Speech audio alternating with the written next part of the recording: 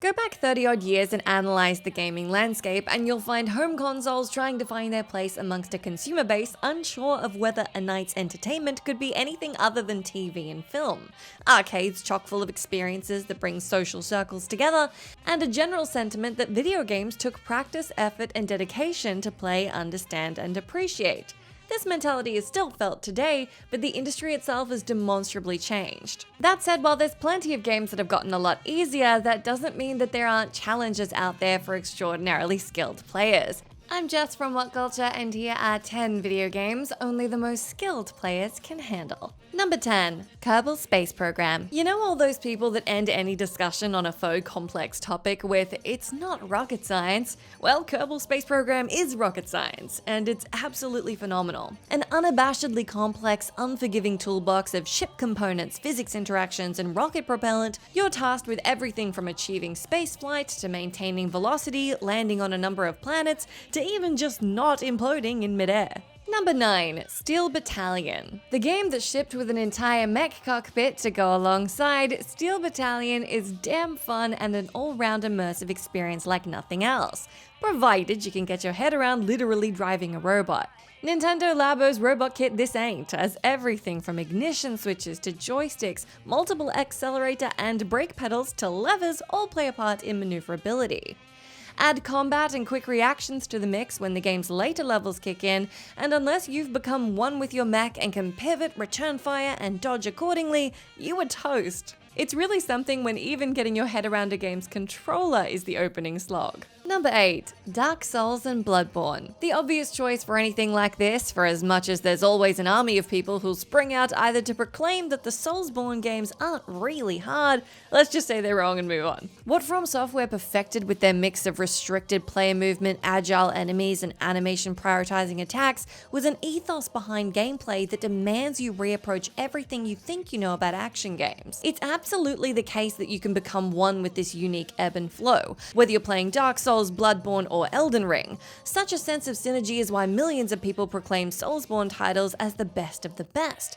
But overcoming that wall of progress really does take time, patience, and perseverance. Number 7. Nioh. Carrying on from where Dark Souls and Bloodborne left off, Team Ninja's Nioh was actually in development for a decade, yet emerged as a spiritual successor to everything From Software pioneered, where once we had belabored movements and a focus on positioning as you approached each encounter like a chess match, now a faster game engine means you can leap into a number of frays in quick succession, swapping stances, using items, drinking the game in at a far steadier pace than anything that came before. Team Ninja knew that speeding up Souls-like combat could make gameplay excruciatingly hard if they got it wrong, and it took 2 separate public alpha and beta demos to refine everything just right. These earlier looks into Nioh were only surmountable by gaming's most die-hard masochists, feeding into a final product whose difficulty is as razor-sharp as its visuals are gorgeous to take in. Number 6. Super Meat Boy. A game whose reputation tends to precede it, only 0.15 of all gamers on Sony systems have managed to unlock every last trophy in the game,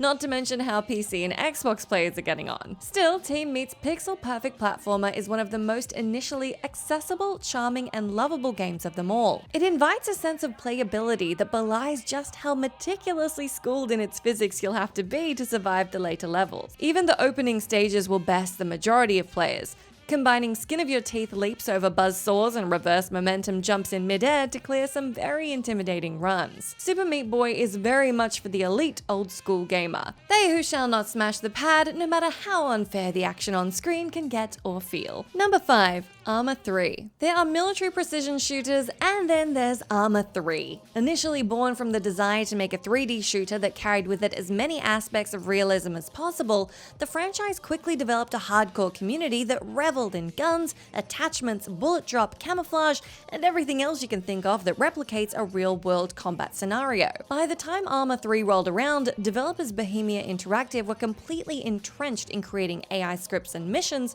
that'd challenge a fanbase already hungry to have their abilities pushed to the brink. The result was a game that to this day is mired by, is it too hard or is it just right? But no matter which way you slice it, getting comfortable with Arma 3 means putting a lot of time in. Number 4.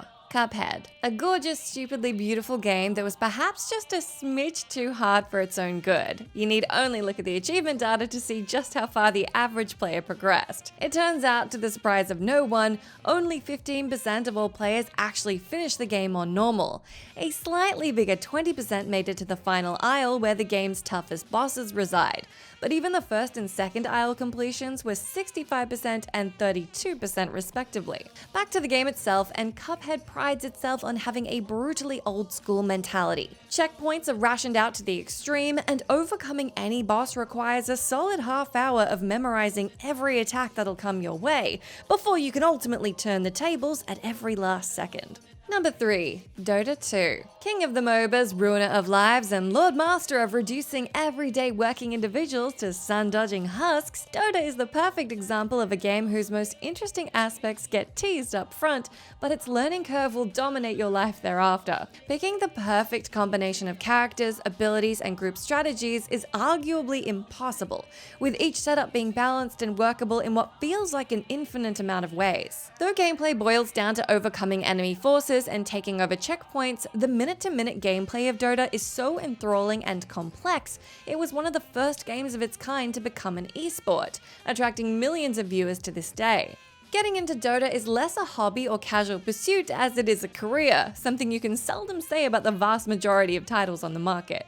Number 2. Rainbow Six Siege. It might have launched in a state more befitting an alpha test, but Rainbow Six Siege has blossomed into quite possibly the most tactile FPS on the market. Where Call of Duty focuses on reaction times and Battlefield playing the long game, Siege's mix of ability-equipped operators and maps riddled with scores of insertion methods is in a league all of its own. Destructible scenery means grabbing hostages or taking out opponents can be done from literally any angle, encouraging fortification and stealth takedowns as much as exploring or map learning.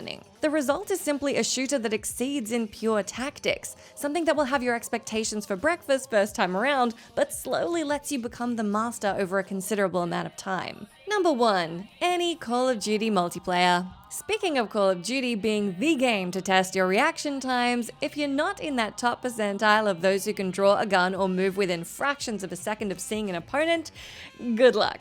Notably, COD has become so popular for those exchanges where you've just missed out on firing a shot, ensuring that to gain the upper hand you'll have to be forever wide-eyed, putting as much time as possible into returning fire, and having a few contingency strategies if you make it out alive. Dropped grenades that can kill from beyond the grave, quick-fire aiming attachments, and drawing your sidearm to finish a foe before they do you.